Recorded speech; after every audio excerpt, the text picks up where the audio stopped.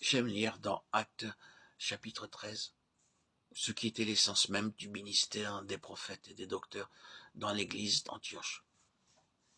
Pendant qu'ils servaient le Seigneur et qu'ils jeûnaient, le Saint-Esprit dit « Mettez-moi à part Barnabas et Saül pour l'œuvre à laquelle je les ai appelés. » Nous avons dans ce passage le principe qui gouverne l'œuvre de Dieu dans la dispensation du Nouveau Testament. Le Saint-Esprit ne confie une œuvre qu'aux hommes qui servent le Seigneur. Il y aura du mélange et de la confusion dans l'œuvre si nous ne sommes pas gouvernés par ce principe qui consiste à servir Dieu.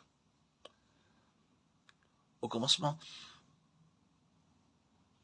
de l'histoire de l'Église à Antioche, le Saint-Esprit a dit « Mettez-moi à part ou mettez à part pour moi Barnabas et Saül pour l'œuvre à laquelle je les ai appelés. » Dieu ne désire pas des volontaires pour son œuvre. Il veut des appelés. Dieu ne désire pas des volontaires parce qu'il ne veut pas que vous annonciez l'évangile uniquement parce que votre désir, votre envie, votre volonté de le faire. L'œuvre de Dieu subit aujourd'hui beaucoup de préjudices à cause des volontaires. Elle manque de ceux qui peuvent dire « celui qui m'a envoyé ». Oh, frères et sœurs, l'œuvre de Dieu, c'est la propriété de Dieu, et non pas une œuvre que vous faites à votre gré. Ni les églises, ni les sociétés missionnaires, ni les groupes évangéliques ne peuvent envoyer des hommes dans l'œuvre de Dieu. L'autorité requise pour mandater des hommes n'est pas dans la main d'autres hommes, mais uniquement entre les mains de l'Esprit de Dieu. Servir le Seigneur ne signifie pas que vous ne servez plus votre prochain, mais cela doit vouloir dire que tout service pour les hommes a pour fondement constant le service pour Dieu. C'est le service dirigé vers Dieu qui nous pousse à aller vers les hommes. Dans Luc 17, 7, 10, nous voyons très clairement ce que désire le Seigneur. Ce passage montre deux manières de travailler.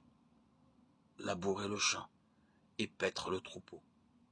Ces deux occupations sont bien sûr très importantes. Cependant, le Seigneur déclare que même lorsque le serviteur s'en retourne après avoir accompli ses tâches, c'est la satisfaction du maître qui est primordiale et non celle du serviteur. Il ne doit donc pas satisfaire en premier lieu ses besoins, même légitimes. Lorsque nous revenons après avoir accompli un travail, nous aimons raconter tout ce que nous avons fait, mais le Seigneur nous dira « Ceins-toi et donne-moi à manger ». Il a besoin du service pour lui-même. Peut-être que nous avons travaillé sur un vaste champ et pris soin de beaucoup de brebis. Mais tout notre labeur sur le terrain et parmi le troupeau ne peut nous dispenser du ministère, de la satisfaction personnelle du Seigneur. C'est notre devoir suprême. Frères et sœurs, que recherchons-nous? Est-ce seulement le travail sur le terrain, prêcher l'évangile aux perdus, prendre soin du troupeau en répondant aux besoins des croyants? Ou bien veillons-nous à ce que le Seigneur reçoive sa nourriture jusqu'à sa pleine satisfaction et qu'il boive jusqu'à ce que sa soif soit étanchée? Bien sûr, il nous est aussi nécessaire de boire et de manger. Mais cela ne doit se faire qu'après avoir satisfait le Seigneur. Nous aussi, nous devons nous réjouir, mais cela ne peut se faire que lorsque sa joie est complète. Posons-nous la question. Le service que nous faisons doit-il être pour notre satisfaction ou pour celle du Seigneur? Je crains que lorsque nous avons travaillé pour le Seigneur, nous ne soyons pleinement satisfaits avant qu'il ne soit lui-même satisfait.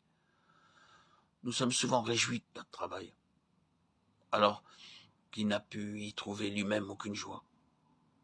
Frères et sœurs, lorsque nous avons, vous et moi, fait tout notre possible, nous devons encore reconnaître que nous sommes des serviteurs inutiles. Notre but, ce n'est pas de servir les personnes ni l'Église, mais de servir le Seigneur. Et bénis sont ceux qui peuvent faire la différence entre servir les pécheurs ou les saints et servir le Seigneur. Un tel discernement ne s'acquiert pas aisément. C'est seulement en persévérant que nous saurons différencier entre servir le Seigneur lui-même et servir la maison. Malgré tout, si le Saint-Esprit peut agir dans nos vies, il pourvoira également à ce besoin. Recherchons la grâce de Dieu afin qu'il nous révèle ce que signifie vraiment le servir lui-même.